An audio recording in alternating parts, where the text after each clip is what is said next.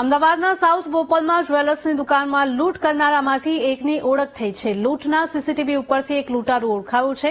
લૂંટ કરતી વખતે લૂંટારૂએ હેલ્મેટ અને બુકાનીથી મોં છુપાવ્યું હતું. લૂંટ કર્યા બાદ લૂંટારૂઓ અલગ અલગ દિશામાં ગયા હતા. એક લૂંટારૂએ હેલ્મેટ ઉતારી જેનો ચહેરો સીસીટીવીમાં કેદ થયો હતો. 4 લૂંટારૂઓએ રેકી કરીને લૂંટને અંજામ આપ્યો હતો. લૂંટનો આંકડો 75 લાખ જેટલો હોવાનું સામે આવ્યું છે. લૂંટારૂએ લૂંટને અંજામ આપ્યા પછી કપડાં બદલ્યા હોવાની પણ શક્યતા છે. બંદૂકની અણીએ લૂંટ ચલાવવામાં આવી હતી. સંવાદદાતા અનિતા જોડાયા છે. અનિતા, જણાવશો કે અમદાવાદના સાઉથ બોપલની આ ઘટના છે કે જ્યાં જ્વેલર્સ શોપમાં 75 લાખની લૂંટ કરવામાં આવી હતી.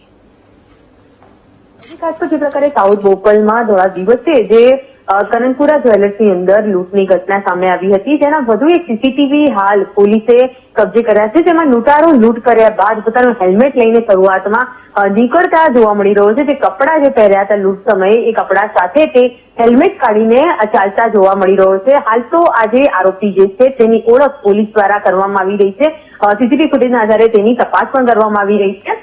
અને ખાસ તો જયારે આ લૂંટની ઘટના બની હતી, કારણ કે જે પ્રકારે 3 જેટલી બેગોમાં 3 લૂંટારોઓ જે સોના ચાંદીના દાગીના જે લૂંટીને જતા રહ્યા હતા તેનો આંકડો હાલ 75 લાખ સુધી પહોંચ્યો છે. પરંતુ સદનસીબે જે 7 થી 8 કિલો જે સોનું હતું તે લૂંટારો પાસેથી બચી ગયું હોવાની રાહત અત્યારે પોલીસ શ્વાસ લઈ રહી છે. પરંતુ હાલ હજુ આરોપીઓને લઈને કોઈ કડી પોલીસે મળી નથી. 4 લૂંટારાઓ દ્વારા રેકી કરીને લૂંટને અંજામ આપવામાં આવ્યું હોવાનું સામે આવ્યું હતું અને 2 આરોપીઓ પાસે બંદૂક પણ હતી અને તે બંદૂકની અણીએ તેમણે જે જ્વેલર્સની અંદર જે હાજર જે માલિક અને જે કર્મચારી હતા તેને એક અન્ય રૂમમાં બંધક બનાવીને રાખ્યા હતા અને ત્યારબાદ લૂંટ કરીને ચાલતા જ તેઓ પોલીસે પડખે થતા હોય તેવી રીતના ફરાર થઈ ગયા હતા.